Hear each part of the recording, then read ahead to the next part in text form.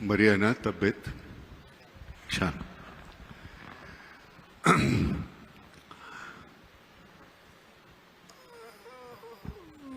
उत्तर कुणीही द्या. मतदार म्हणून आम्हाला किंमत आहे का?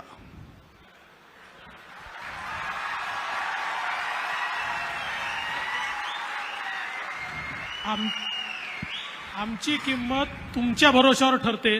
तुमची किंमत कमी झाली तर आमची कशी राहील? नाही नाही, मुळामध्ये हे बोलण्यापुरतं झालं. म्हणजे एकदा मत दिल्यानंतर 5 वर्ष आम्ही खिसगंटीत नसतो का? कारण मला असं वाटतं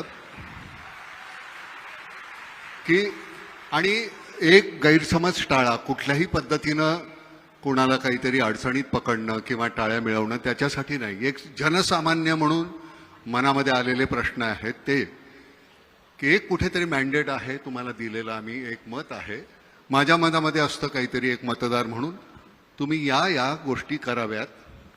तुम्हाला दोघांना दिलं, उद्धवना तुम्हाला दिलं, शरदरावांना आणि तुम्हाला दिलं, कोणालाही. तर ते तुम्ही जर केलं नाही तर आम्ही काय करायचं तेवढं सांगा. 5 वर्षानंतर आम्ही करायचं ते करूच, पण त्याच्या आधी आम्ही काय करायचं?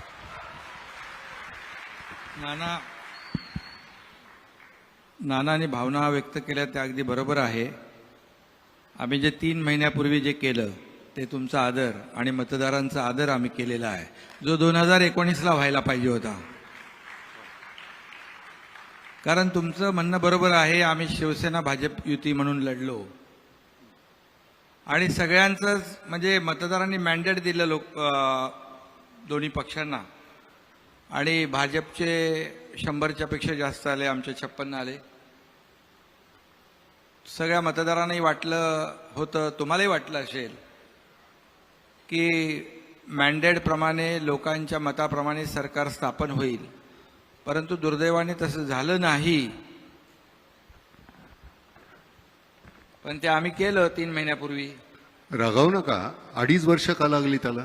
2.5 वर्षामध्ये त्याला योग वेळ सगळं काळ पाहिजे ना. मध्ये कोविड होता.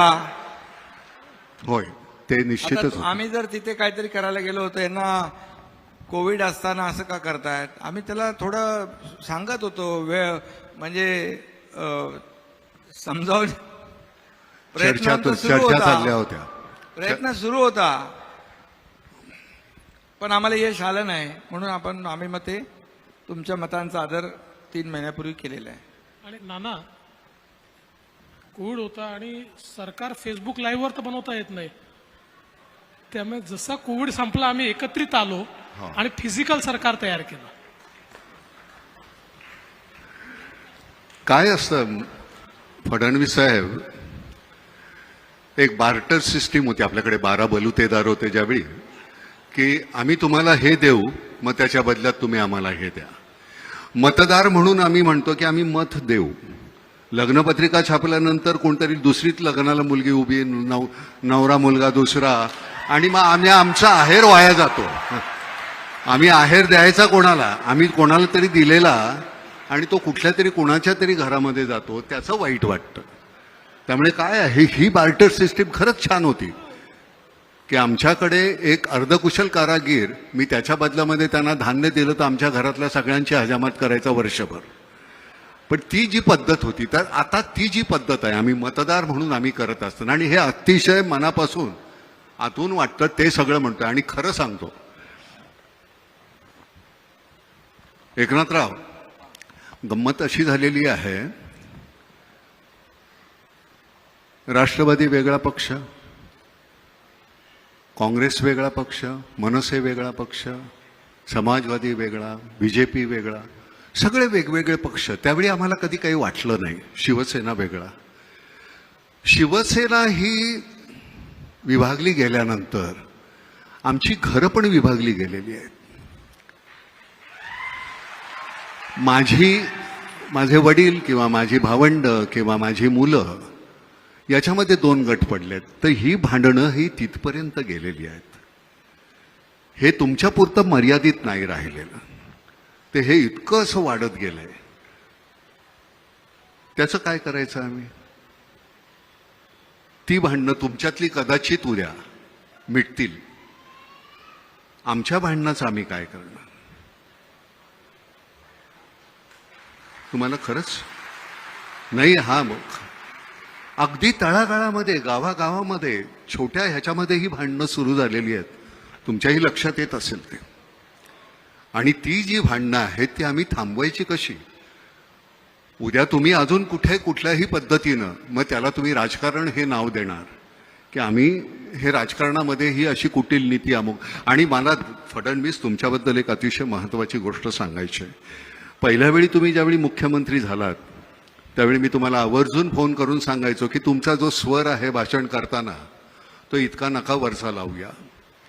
तुम्ही असं करा. आता तुम्ही पूर्णपणे बदललेले आहात. नाना, त्याचं 100% क्रेडिट तुम्हाला जातं, 100%. आणि मला सगळ्यांना सांगायचं आहे आणि जाहीरपणे सांगायचं आहे की माझ्या प्रत्येक विधानसभेतल्या भाषणानंतर नानांचा रात्री फोन यायचा, अरे बाबा किती जोराने बोलतो, जरा श्वास घेऊन बोल, शांतपणे बोल. मी त्यांना कबूल करायचो की पुढचं भाषण माझं ऐका आणि भाषणाला उभं राहायचो आणि पुन्हा तसाच बोलायचो. पुन्हा नानाचा फोन यायचा, पण ते हळूहळू करून मी बदललं आणि आता मला असं वाटतं पूर्णपणे बदललंय. नाही, त्यामुळे खूप याचं 100% क्रेडिट तुमचं आहे. कुठेही श्वास न घेण्याचा अधिकार फक्त अजित पवारांना आहे. ते ज्यावेळी बोलायला लागतात, म्हणजे मी त्या सिनेमात सुद्धा म्हटलेलं आहे की गाण्यामध्ये लता दिदी आणि बोलण्यामध्ये अजित दादा, हे कुठे श्वास घेतात हे कळत नाही. पण तुम्ही खरंच ते पूर्णपणे बदलून टाकलेलं आहे. बरं, गंमत अशी आहे, तुम्हाला आता माहिती आहे, तुम्ही विदर्भातले आहात. 9 महिन्यामध्ये 1092 आत्महत्या झालेल्या आहेत. म्हणजे तुम्हाला आश्चर्य वाटेल की आपण किती सहजपणे असे बसतो. आपण सहजपणे ती बातमी वाचतो आणि पुढचं पान उलटतो. 9 महिन्यामध्ये 1092.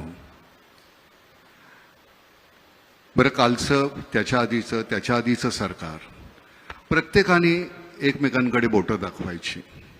मला असं वाटतं ह्याच्याबद्दल अतिशय जाणीवपूर्वक कुठली तरी गोष्ट व्हायला पाहिजे. मुळात आपला शेतीप्रधान देश, त्याला औद्योगिक क्रांती म्हणून तुम्ही नंतर काही ज्या बदलल्या. बरं, आपल्या इथे MIDC सुद्धा होतात त्या अतिशय सुपीक जागेवर. त्या जिथे रेताड जागा आहेत तिथे करा की, तिथं होईल की, म्हणजे त्या जागेचाही उपयोग होईल, तिथलं इन्फ्रास्ट्रक्चर तयार होईल. तर मला असं वाटतं एकनाथराव की हे पारंपरिक शेती करत असताना आम्हाला ती परवडत नाही आहे, हमीभाव नाही आहे. मार्केट सायंटिस्ट की मी कुठलं पीक लावायचं हे मला सांगणारी लोक पाहिजेत. आम्ही अडाणी आहोत, आम्हाला कळत नाही. वर्षानुवर्ष आम्ही तशाच पद्धतीनं जगत आलेलो आहोत. आता आम्हाला ते परवडत नाही म्हटल्यानंतर आम्ही जमिनी विकत चाललोय, नंतर वेठबिगार होतोय.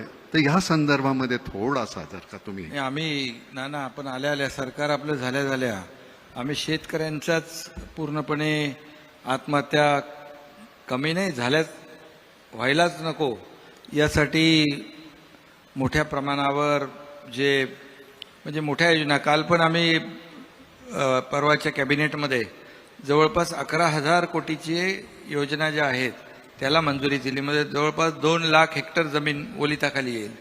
आणि जे समुद्राकडे वाहून जाणारं पाणी जे आहे हे दुष्काळग्रस्त भागामध्ये वळवण्याचा मोठा प्रकल्प देखील आम्ही हाती घेतोय, त्याबद्दल जेणेकरून शेतकरी आत्महत्या करणार नाहीत आणि त्याला शेतीला जोडधंदा, थोडा पूरक धंदा, त्याला सपोर्टिव्ह असं काहीतरी करता येईल का, यासाठी आमची देवेंद्रजी, आमची चर्चा झाली, आमचे अधिकारी त्याच्यावर काम करतायत. आणि शेतकऱ्यांसाठी एक विशेष कृती आराखडा आम्ही बनवण्याचा एक प्रयत्न करतोय. त्यामध्ये जसं कोकण आहे, पश्चिम महाराष्ट्र, उत्तर महाराष्ट्र यामध्ये शेतकरी आत्महत्यांचं प्रमाण कमी आहे. मराठवाडा, विदर्भामध्ये जे शेतकरी आत्महत्यांचं प्रमाण आहे ते अगदी खाली आलं पाहिजे, किंबहुना करताच कामा नये. एक जीव आमच्यासाठी महत्त्वाचा आहे. आणि देवेंद्रजी इकडे बसलेले आहेत, गेले 5 वर्ष अगोदरचे ते मुख्यमंत्री होते, त्यांनी देखील जलयुक्त शिवार योजना मोठी सुरू केली.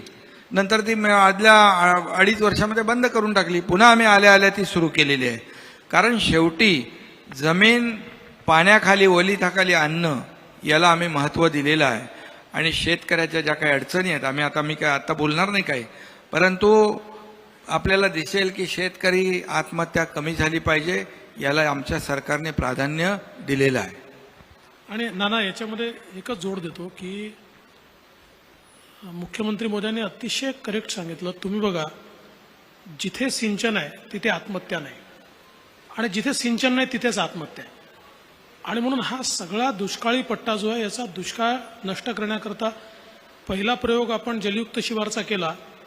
जलयुक्त शिवारमुळे 39 लाख हेक्टर जमीन ही रबीच्या पिकाखाली आली. त्यामुळे त्याला 2 पिकं, या सगळ्या दुष्काळी पट्ट्यात तो एक पीक घ्यायचा आणि ते पीक नष्ट झालं की त्याच्या जो काहीच उरायचं नाही, म्हणजे खायला देखील उरायचं नाही. आणि म्हणून आता जवळजवळ 27 TMC पाणी थांबलं. रबीचं आपलं क्षेत्र 39 लाख हेक्टरनी वाढलं. आणि आमचा संकल्प आहे की एकदा हे वाहून जाणारं पाणी हे जर आपण गोदावरी खोऱ्यामध्ये आणू शकलो, किंवा जे विदर्भातलं वाहून जाणारं पाणी या गोसेखुर्दच्या खालनं ते बुलढाण्यापर्यंत आणू शकलो, तर जवळजवळ सगळा आपला दुष्काळी पट्टा जो आहे हा ओलिताखाली येईल. आणि यासोबत एक अत्यंत महत्त्वाची आता आम्ही अजून योजना सुरू केली आहे. आपल्याकडे आपण शेतकऱ्यांना अर्धे दिवस सकाळी वीज देतो आणि अर्धे दिवस रात्री देतो. त्याला साप विंचू सगळा सामना करत अर्धे दिवस रात्री काम करावं लागतं, कारण दिवसा आपण देत नाही. आणि म्हणून आता आपण 100% फिडर जे आहेत ॲग्रिकल्चर हे सोलरवर आणतोय.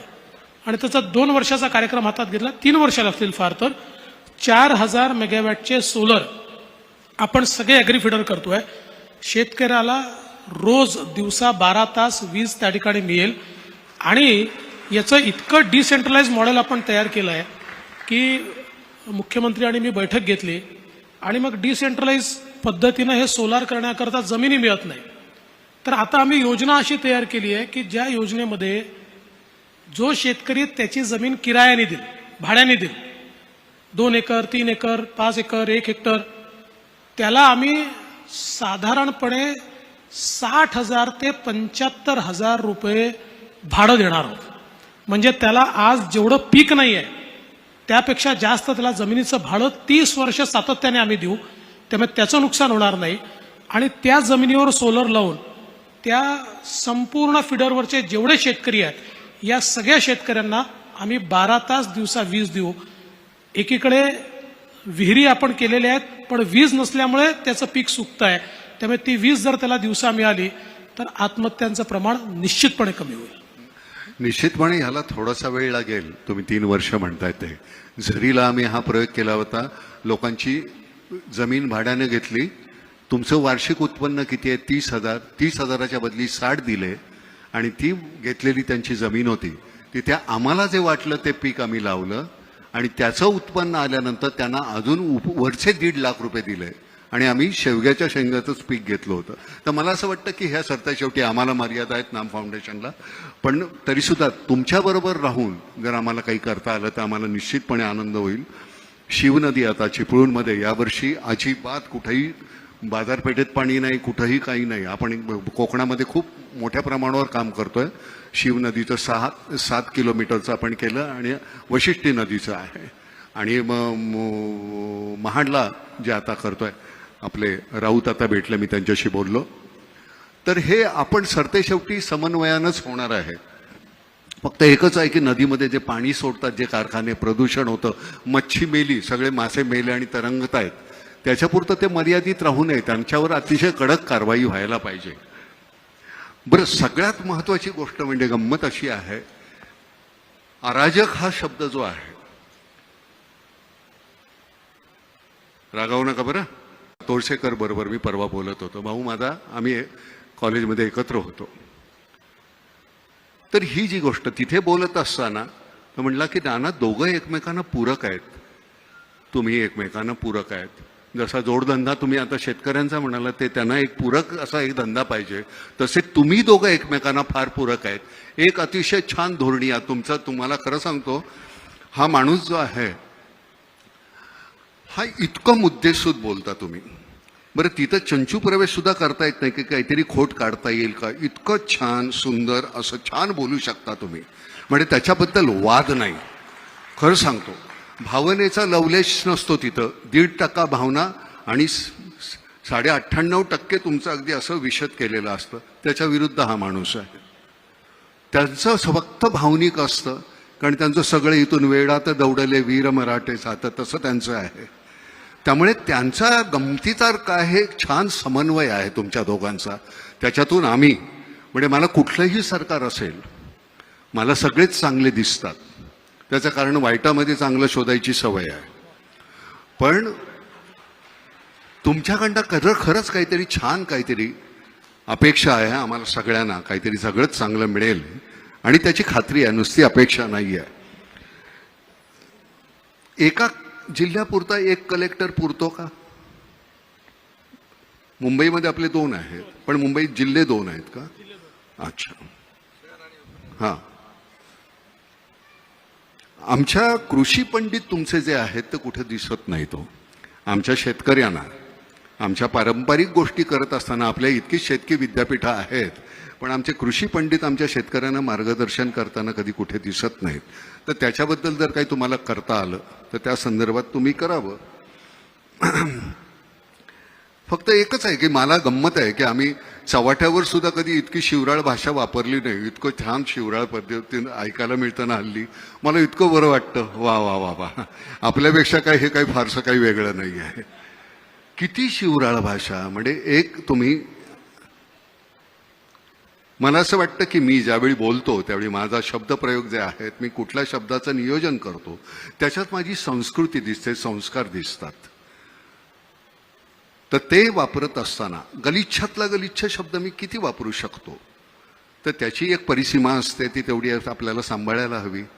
ती नाही सांभाळली तर आम्ही आमच्या नवीन मुलांसमोर, शाळेतल्या कॉलेजमधल्या मुलांसमोर कुठले आदर्श ठेवणार आहोत?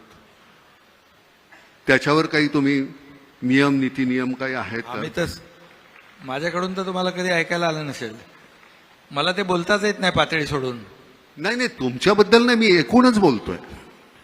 मी एकूणच म्हणतोय फडणवीस साहेब की त्याला एक साधनशुद्धता. आम्ही रस्त्यावर एखादी गोष्ट चुकीची केली की तुम्ही आम्हाला शिक्षा घडवता, सिग्नल तोडला, अमुक केलं, तमुक केलं. तुम्ही काय केलं तर आम्ही तुमच्याबद्दल काय करायचं?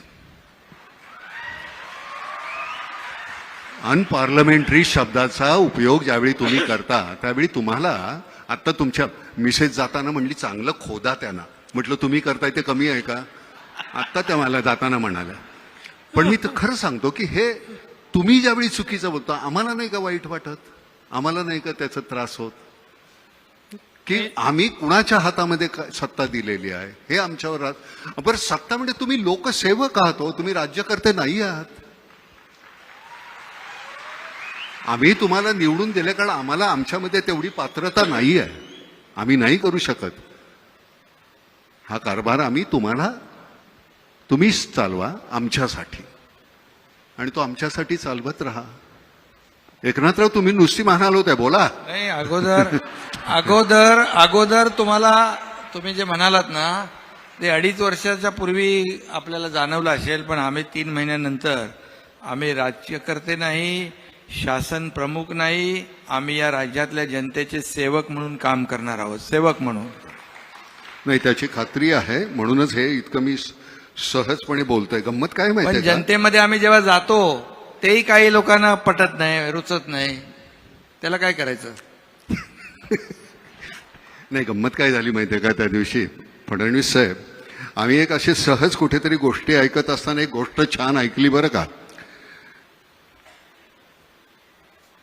आपल्या इथे ती पद्धत नाहीये, पण परदेशी राजा राणी गेले होते, फिशिंगसाठी निघाले.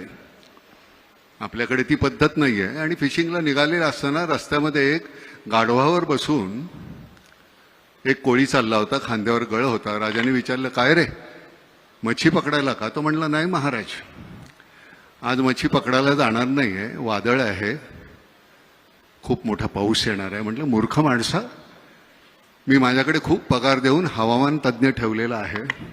त्यांनी सांगितलं, तुम्ही जा, खुशाल, काही होणार नाहीये. राजा पुढे गेला, खूप वादळ झालं, पाऊस आला, त्रेधा तिरपीट झाली. राजा दरबारात गेला, प्रधानाला सांगितलं, त्या माणसाला आणा बघू, हवामान तज्ज्ञाला, त्याला लाद घालून हाकलून लावा आणि त्या कोळ्याला बोलवा आणि त्याला अपॉइंट करा. कोळी आला, तो म्हणला महाराज मला यातलं काही कळत नाही हो. तो म्हणलं मग त्या दिवशी कसं सांगितलंस पाऊस येणार वादळ होणार. तो म्हणला माझ्या गाढवानं कान खाली टाकले की मला कळतं पाऊस येणार आणि वादळ होणार. तर म्हणलं मग ठीक आहे गाढवाला अपॉइंट करा. म्हणजे राजेशाही गेली लोकशाही आली पण ती अपॉइंट करण्याची पद्धत काही गेलेली नाही अजून. तर ही जी गंमत आहे, अरविंद इनामदार आमचे जे कमिशनर होते त्यांची एक पद्धत होती बोलण्याची, या देवा कसं काय देवा काय काय आणू का तुम्हाला काय देवा. त्यांच्याशी बोलताना एक दिवस ते म्हणाले नाना मला काही कळत नाही आमच्या पोलीस खात्यातल्या लोकांना, काही मंडळी ना सगळ्यांना नाही पण ते का पैसे खावेसे वाटतात. अहो आम्हाला जेवढा पगार मिळतो का नाही तो खर्च होत नाही हो. त्या माणसाची म्हणजे शेवटपर्यंत अरविंद इनामदारांच्या घरी ब्लॅक अँड व्हाईट टीव्ही होता. अरविंद इनामदार गेले तेव्हा सुद्धा. तर ही आपल्याकडे अशी माणसं आहेत. लालबहादूर शास्त्रींच्या घरी ज्यावेळी त्यांचे मित्र पैसे मागायला गेले, मला एक 200 रुपये पाहिजेत, त्यावेळेचे 200 रुपये. लालबहादूर शास्त्री म्हणले माझ्याकडे नाही आहेत एवढे पैसे. त्यांची बायको म्हणाली नाही माझ्याकडे आहेत. तिने 200 रुपये दिले काढून. शास्त्रींनी विचारलं तुझ्याकडे एवढे पैसे आले कुठून. ती म्हणली नाही दर तुम्ही पगारातून देताना त्यातले 5-10 रुपये मी वाचवते. त्यांनी गव्हर्नमेंटला पत्र लिहिलं की मला ह्याच्या पुढे माझा 10 रुपये पगार कमी करा. यशवंतराव चव्हाण गेले त्यावेळी त्यांच्या खात्यावर 25,000 रुपये नव्हते. आपल्या मंत्र्यांच्या म्हणजे साधा आपला नगरसेवक आज निवडून आला की पुढच्या वर्षी तो कोट्याधीश असतो. त्याची चौकशी का नाही होत. म्हणजे मला कळतं की हा भ्रष्ट आहे पण तुमच्या का नाही लक्षात येत. त्याच्यावर कारवाई व्हायला पाहिजे की नाही एकनाथराव. म्हणजे तुम्ही आमची मी 100 रुपये आल्यानंतर 30 रुपये इन्कम टॅक्स भरतोच, 18 रुपये तुम्ही अजून जीएसटी घेता. हे सगळं आम्ही केल्यानंतर सुद्धा आमच्या चौकशा होतात, तुमच्या का नाही होत. मला असं वाटतं की भ्रष्टाचार ही केवळ राजकारणच नाही, आपल्या संपूर्ण व्यवस्थेला लागलेली कीड आहे. आणि दुर्दैवाने ही संपवायची असेल तर खूप सामूहिक प्रयत्न करावे लागतील. याचं कारण असं आहे की आपण बघा, भ्रष्टाचाराकरता जेलमध्ये जाऊन आलेले, अनेक प्रकरणांमध्ये अडकलेले असे लोक थम्पिंग मेजॉरिटीने निवडून येतात. त्यांना लोक वारंवार निवडून पाठवतात आणि मग त्यातनं समाजामध्ये भ्रष्टाचाराबद्दल कुठलाही तिरस्कार तयार होत नाही. जोपर्यंत समाज चांगल्याला चांगलं म्हणणार नाही आणि वाईटाला वाईट म्हणणार नाही तोपर्यंत ही परिस्थिती बदलणार देखील नाही. आणि म्हणून मला असं वाटतं की एक सामूहिक प्रयत्न आपल्या सगळ्यांना करावा लागेल. उदाहरणार्थ अनेक वेळा आम्हाला लोक विचारतात की का हो तुम्ही इतके गुन्हे आणि कसं त्यांना तुम्ही तिकीट देता. तर आम्हाला त्याला सांगावं लागतं की बाबा त्याच्यावर गुन्हे आहेत पण तोच निवडून येतो आणि दुसऱ्याला मी खूप चांगला साळसूत सुंदर स्वच्छ टिकाऊ त्याला उभं केलं, डिपॉझिट चाललंय त्याचं. त्यामुळे राजकीय नेते केवळ हे बदलू शकत नाही, समाजाला बदलावं लागेल. आणि केवळ समाजावर टाकूनही चालणार नाही, राजकीय नेत्यांना देखील हे परिवर्तन झालं पाहिजे असं वाटावं लागेल. मला असं वाटतं की मोदीजी आल्यानंतर काही प्रमाणात हे सुरू झालंय.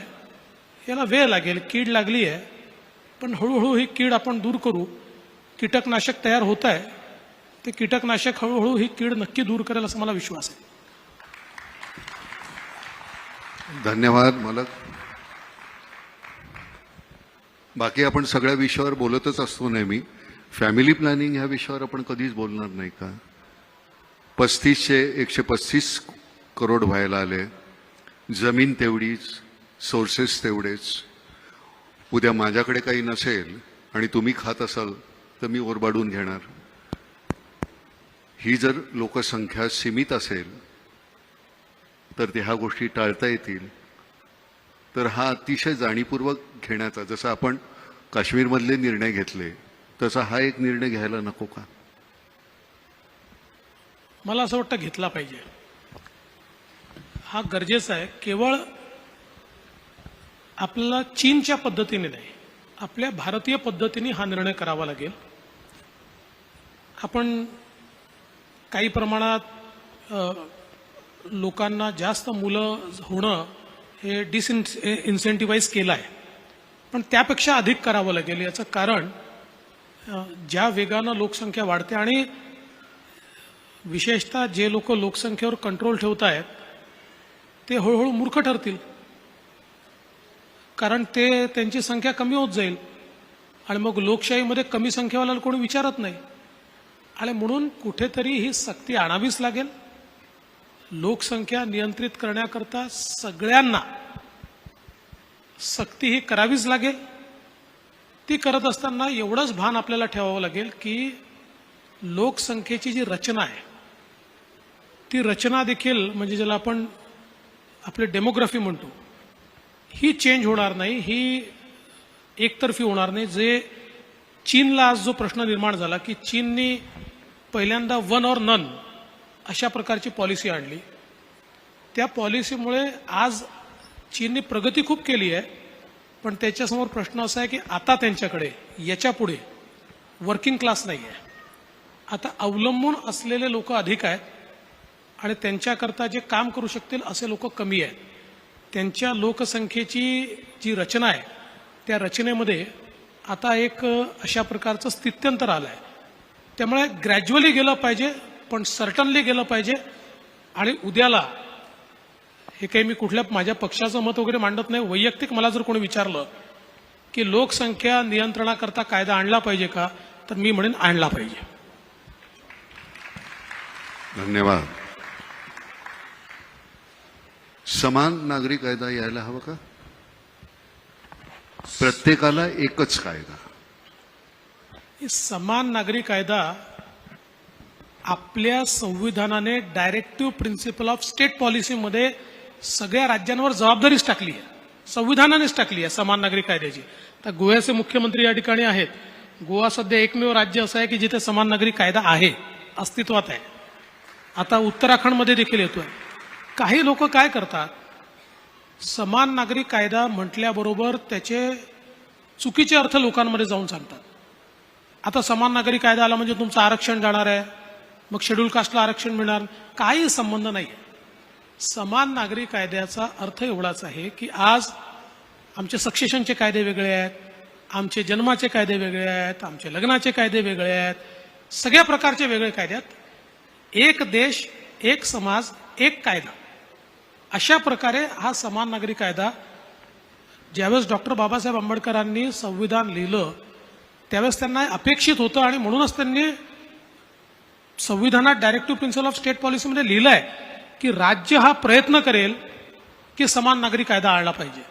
अजून आपण आणू शकलो नाहीये, पण आला पाहिजे आणि येईल.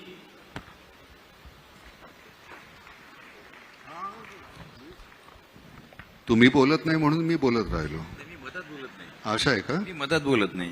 होय का?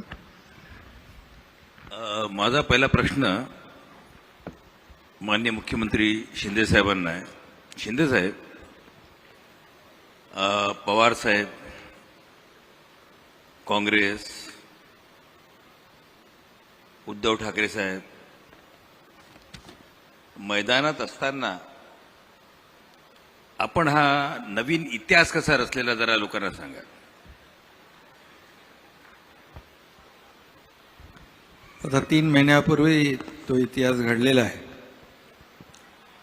खरं म्हणजे मगाशी नाना म्हणाले की बोलता बोलता माझ्याबद्दल ते काय वेडात मराठे वीर दौडले सात काय. खरं म्हणजे जेव्हा अगदी पाणी डोक्यावरून जातं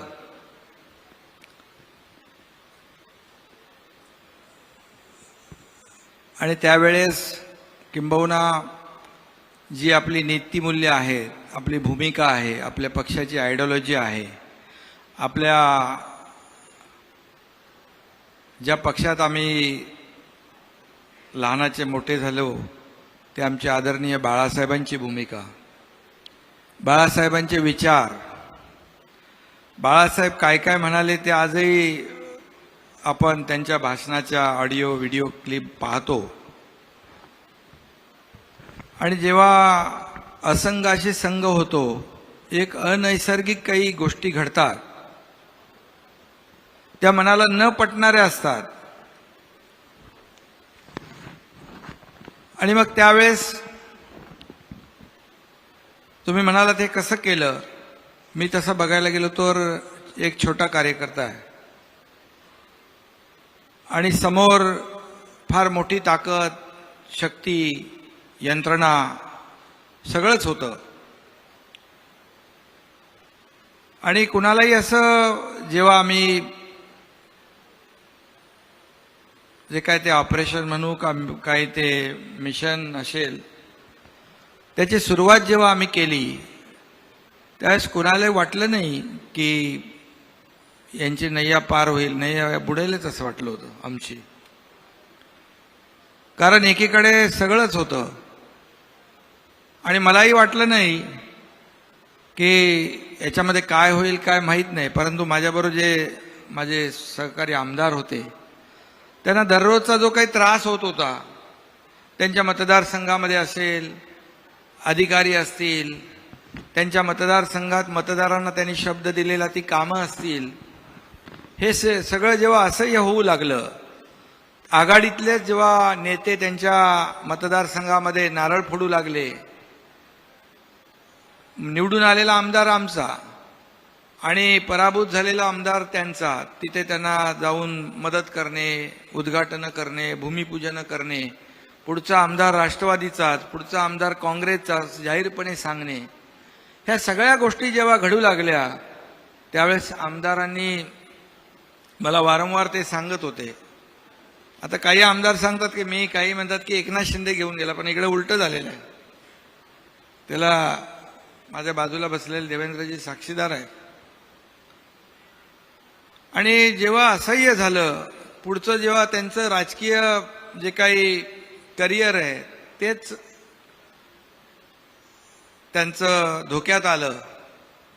आणि काही गोष्टी ज्या आहेत सहन करण्याची एक मर्यादा असते, तो तिथपर्यंत माणूस मर्यादेत सहन करू शकतो. वारंवार देखील आम्हाला काय असं काय जे आम्ही केलं त्याचं काय आम्हाला खूप आनंद आणि खूप आनंदाच्या उकळ्या फुटल्यात नाना असं नाही आहे. ज्या पक्षामध्ये आम्ही इतके वर्ष काम केलं, जे रक्ताचं म्हणजे रक्त आटवलं, घाम गाळला, आयुष्यभर फक्त पक्ष एके पक्ष, नेता एके नेता, आणि कधी कुठेही घरादाराचा त्याची पर्वा केली नाही. घरातून निघाल्यानंतर पुन्हा घरी येऊ की याची शाश्वती नसायची. आणि अशा परिस्थितीमध्ये आमच्या कुटुंबाने देखील खूप सॅक्रिफाईस केलं, प्रत्येकाच्याच. आणि हे सगळं करत असताना जेव्हा असं कुठेतरी चुकीचं जेव्हा घडू लागलं, लोकशाहीमध्ये पक्षचे प्रमुख असतात, त्यांना अधिकार असतात, परंतु ते पक्ष मोठा करण्याचे अधिकार असतात. आपल्या सोबत असलेल्या सहकाऱ्यांना विश्वासात घेऊन निर्णय घेण्याचे अधिकार असतात. परंतु एखाद्या वेळेस पक्षाचं अहित होतंय, पक्षाचं नुकसान होतंय, आणि जेव्हा त्यावेळेस पक्ष वाचवण्यासाठी, पक्षाचं नुकसान वाचवण्यासाठी जेव्हा एखादं सजेशन, एखादी सूचना आणि एखादी विनंती केली तर त्याच्यामध्ये चूक काहीच नाही. आणि अशा 5 वेळा मी विनंत्या केल्या की करेक्शन झालं पाहिजे, दुरुस्ती झाली पाहिजे, लोकांचा जो काय 2019ला जी आपण चूक केली आहे ती सुधारली पाहिजे. संधी अनेक वेळा आल्या होत्या, परंतु दुर्दैवाने ते केलं गेलं नाही. त्याच्या खोलात मी आज जात नाही, कारण त्या गोष्टी मला आणि त्यांनाच माहीत होत्या. आणि मग शेवटी ठरवलं, मग आता एकनाथ शिंदे हा कार्यकर्ता बाळासाहेबांचा आहे, आनंद दिघे साहेबांच्या सोबत मी काम केलेलं आहे. काय होईल माहीत नाही मला, पण आता लढायचं. लढून काय होईल ते होऊ दे, लढून शहीद झालो तरी चालेल, पण लढाई लढायची असा निर्णय घेतला आणि हे मोठं काम आम्ही केलेलं आहे. म्हणजे बाजूला होताना देवेंद्र फडणवीसांशी बोलणं झालं होतं का काही? हा, आम्ही संपर्कात होतो ना, हा संपर्कामध्ये होतो. हा कारण शेवटी आमचा संपर्क आजचा नाही ना. नाही 5 वर्षापूर्वीपासून 5 वर्षाचं सरकार जे होतं आधी शिंदे आम्ही सोबत साहेब. काम केलेलं आहे. शिंदे साहब, आप देवेंद्र फडणवीस जी को कितने साल से जानते हैं? बहुत सालों से जानते हो. जब भी वो विधायक थे, मैं भी विधायक था, वो अपोजिशन में हम लोग साथ ही में काम किया है, और बाद में हम लोग सरकार में आए तो मैं उनके साथ मंत्री के नहीं, मैंने ये सवाल इसलिए पूछा आपसे कि देवेंद्र जी ने, मतलब देवेंद्र जी किसी को समझ में नहीं आता, उनके पेट में क्या है, वो क्या करना चाहते हैं, उनके चेहरे पे भी पता नहीं चलता है. हे शरदरावांबद्दल बोलायचं लोकपूर्वी. नहीं, आपका अनुमान गलत है. आता आपका आता शरदराव जे आहेत, शरदराव जे आहेत, आता नानांनी बरोबर सांगितलं. तर जे मोठमोठाले इथे राज्य करते आहेत, विशेष रूप से जैसा इन्होंने शरदराव जी का नाम लिया, शरदराव जी है, कांग्रेस है, शिवसेना है, इनको समझ में भी नहीं आया कि कब ये चलेंगे करके.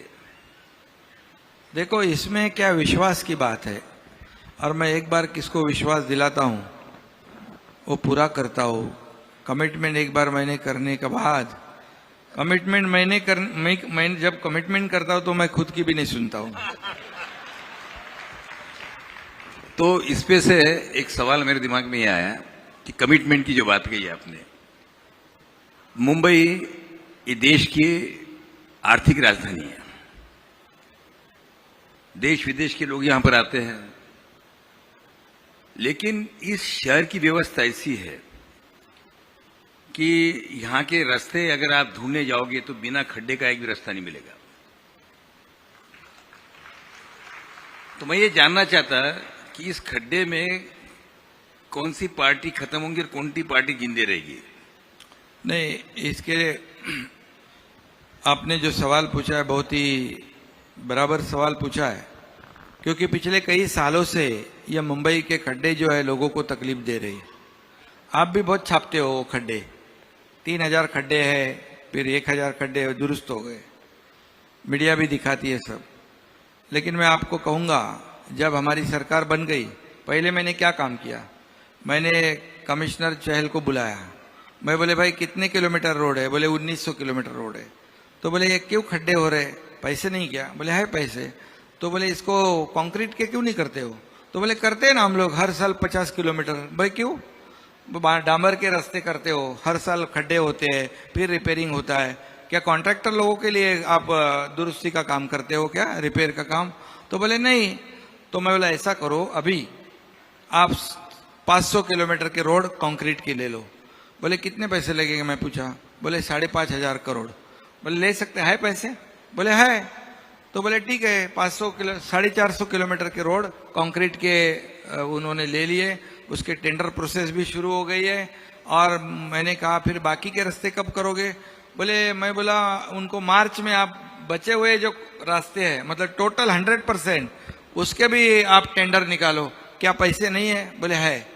तो अभी आपको बताऊंगा, अगले 2 साल में पूरे मुंबई के शहर के रास्ते आपको एक भी खड्डा नहीं दिखेगा, पूरे कंक्रीट के रोड हो जाएंगे, पूरे कंक्रीट के रोड हो जाएंगे. तो एकनाथ ये साहब, एक काम करना, जिनको टेंडर दे रहे हैं, जो कॉन्ट्रैक्टर है, 5 साल के लिए उनके कागज से लिख के ले लो. बिल्कुल वो कंडीशन डाला है उनमें, वो भी कंडीशन.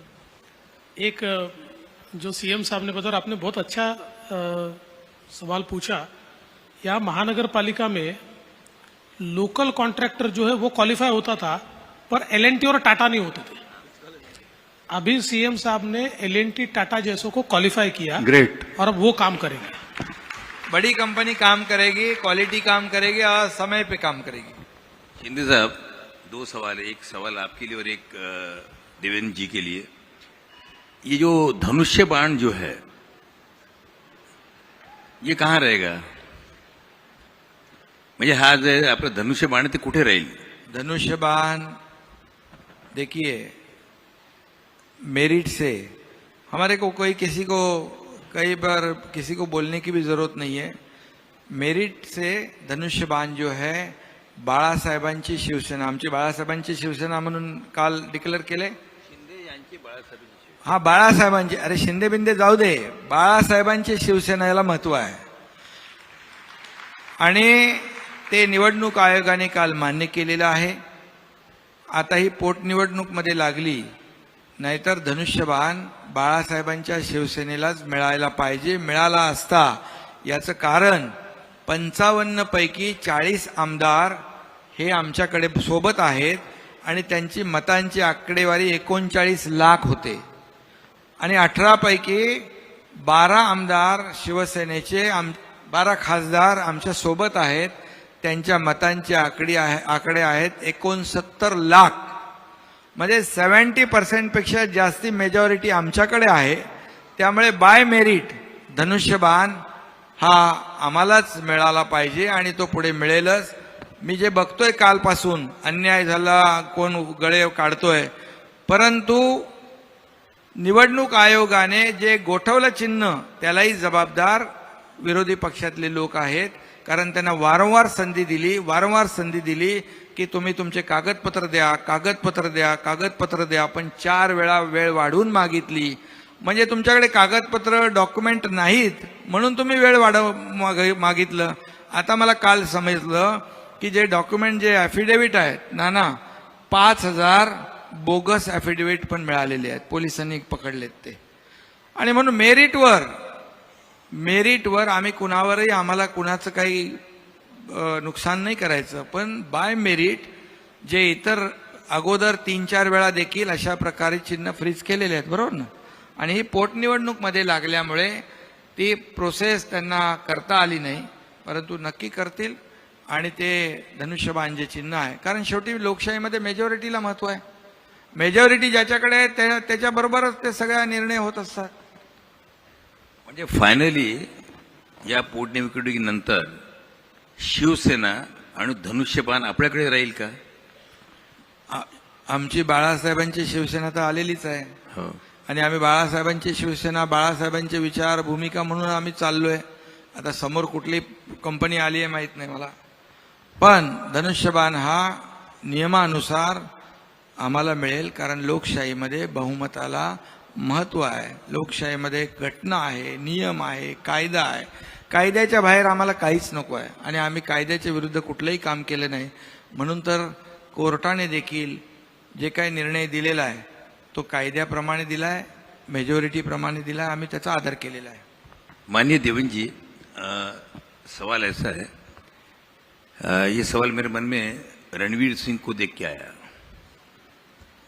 कि आपने जब मुख्यमंत्री थे तब कहा था कि दिन ब दिन हमारे हॉलीवुड जो है से बॉलीवुड सशक्त होते जा रहा है, टेक्नोलॉजी और सब दृष्टि से।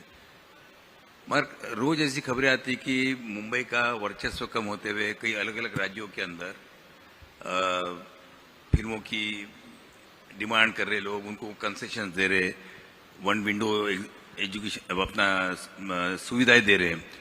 तो अभी भी आपको ऐसा लगता है कि मुंबई में हॉलीवुड से जबरदस्त बॉलीवुड बन जाएगा हमारा? देखिए, यूनिवर्सिटी तो कई बनी, पर ऑक्सफोर्ड और कैम्ब्रिज वही है, उसको कोई खत्म नहीं कर पाया। तो मुंबई एक नेचुरल इकोसिस्टम है, मुंबई में एक नेचुरल टैलेंट है। कुछ समय के लिए आप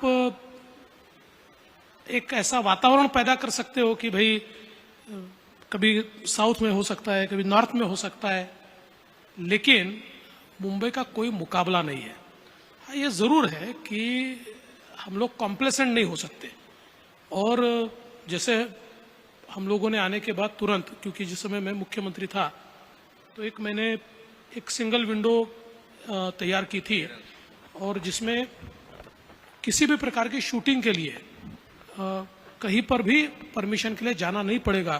और कई जीआर भी निकाले थे। दुर्दैव से वो जब हमने गो लाइव की और सरकार बदली और हमारी सिंगल विंडो बंद हो गई, उसको ताला लग गया। तो अभी तुरंत एकनाथ जी ने और मैंने इस बारे में एक मीटिंग भी ली और वापस उसको शुरू करें, क्योंकि जैसे यूनिवर्सिटी, जैसे एक फिल्म सिटी की, फिल्म इंडस्ट्री की एक इकोसिस्टम हमारे यहाँ, वैसे ही हमको ईज ऑफ डूइंग बिजनेस भी उसमें लाना पड़ेगा। अगर शूटिंग के लिए पुलिस स्टेशन के चक्कर मारने पड़े, अगर शूटिंग में कोई गुंडे आकर तकलीफ दे, तो इसका फायदा नहीं होगा। तो उस दृष्टि से भी हम लोग अभी काम कर रहे हैं। और दूसरा, हम लोग ये चाहते हैं कि अभी तो फिल्में जो होती है उसमें टेक्नोलॉजी का बहुत ज्यादा उपयोग होता है, और वैसे भी महाराष्ट्र तो टेक्नोलॉजी का हब है। हमारी जो फिल्म सिटी है, इसमें हम पूरी जो दुनिया की लेटेस्ट टेक्नोलॉजी है, वो टेक्नोलॉजी हमारे स्टूडियोज में हम लाए, वहां पर हम नए सारी टेक्नोलॉजीज को वहां पर उपलब्ध कराए, ये भी हमारा प्लान है। तो मुझे ऐसा लगता है कि कभी कभी परिस्थितियां ऐसी आती है।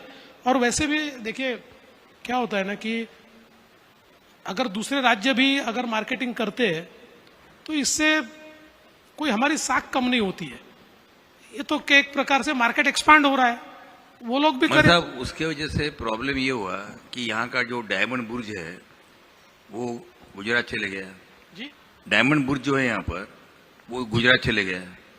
उसके बाद में अभी इंडस्ट्री जो है यहाँ की काफी, जो महाराष्ट्र किया आने वाली थी यहाँ किया नहीं आई और कहीं चलेगी मोटर की। उसके बाद में अभी हाल ही के अंदर जिसको लेके काफी अखबारों में आ रहा है, तो अगर एक के बाद अगर सारी इंडस्ट्री चली जाती रहेगी तो उससे कैसा होगा? आप दोनों मिलकर क्या सोच रहे हो उसको रोकने के लिए? पहली बात तो वापिस आपको कहना चाहता हूं कि विथ ऑल ड्यू रिस्पेक्ट, जरूर सूरत में डायमंड बुर्ज तैयार हुआ, पर आप मुंबई के किसी भी डायमंड के व्यापारी को पूछिए, डायमंड इंडस्ट्री वाले यहाँ बैठे हुए हैं, वो कहते हैं हमारी अगली पीढ़ी वहां जाने को तैयार नहीं, सबको मुंबई में ही रहना है और मुंबई में ही हमको व्यापार करना है।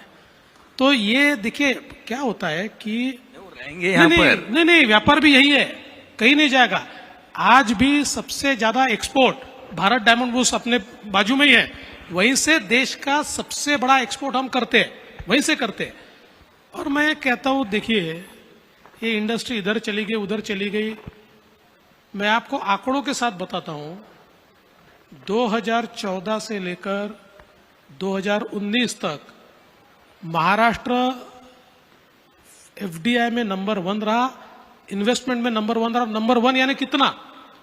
तो 2 साल ऐसे है कि जिन 2 सालों में महाराष्ट्र के बाद के जो 4 स्टेट है, गुजरात, दिल्ली, कर्नाटक और तमिलनाडु, जो 4 इंडस्ट्रियल स्टेट माने जाते हैं, ये चारों की मिलकर जितनी इन्वेस्टमेंट है उससे ज्यादा इन्वेस्टमेंट महाराष्ट्र की है। तो इसलिए एक आधा चले जाने से कोई फर्क नहीं पड़ता। और मैं आज ये बता रहा हूं, अगर कोई चला गया है तो उससे बड़ा एकनाथ शिंदे और देवेंद्र फडणवीस लाकर दिखाएंगे। बहुत बहुत धन्यवाद। आपण थांबूया नाही का? कारण काय सगळ्याच प्रश्नाची उत्तरं तुम्ही छान दिल्यात। आता आम्ही फक्त वाट पाहणं आमच्या नशिबी आहे, तेवढे आम्ही पाहणार आणि निश्चितपणे तुम्ही काहीतरी छान करणार। एकनाथराव, तुम्ही ज्या पद्धतीनं मांडता हल्ली ना, म्हणजे एक तर पहिल्यांदा तुम्हाला कधी यापूर्वी ऐकायला मिळालं नव्हतं आम्हाला, पण ज्या पद्धतीनं तुम्ही बोलता म्हटल्यानंतर गुणनाई वाण काहीतरी लागलेला दिसतोय पलीकडचा। नाही, काम करत राहू आपण भांडण्यापेक्षा। नाही, पुन्हा एकदा तुमचं अभिनंदन। आणि तुम्ही शांतपणे इतकं सगळं ऐकत होतात त्याच्याबद्दल फार गुडी गुडी बोलायला बरं नाही वाटत, कारण काय होतंय की सरते शेवटी कधी असं बोलत नाही। नाही, मी बोलत नाही असं नाहीये, कारण खतखत ही माझी मनातली माझ्या नाहीये, ही सगळ्या सर्वसामान्य लोकांच्या मनातली खतखत आहे, जे ज्याच्याबद्दल, कारण आमच्यासाठी तुम्ही काय करताय याच्या पलीकडे सरकारकडे आम्ही दुसऱ्या दृष्टीनं पाहतच नाही। आम्ही करतोय, आम्हाला काय मिळतंय एवढंच आम्हाला पाहिजे। आमची 2 वेळची भ्रांत आहे, तेवढी तुम्ही पुरी करा। धन्यवाद, तुम्हाला सुद्धा धन्यवाद। एक दोघांना 1 मिनिटाची एक विनंती आहे की इथे जे आपण आपल्या पश्चात आम्ही IPS आणि IAS ज्यांनी चांगलं काम केलं त्यांना अवॉर्ड दिलेला आहे. जर ते या सभागृहामध्ये असतील ज्यांना अवॉर्ड मिळालेला विजय बाबू तर ते आता सर्व अवॉर्डीज मागे आहेत त्यांना पुढे बोलवतोय त्यावेळेला त्यांची भेट होईलच तिथे. ओके, धन्यवाद.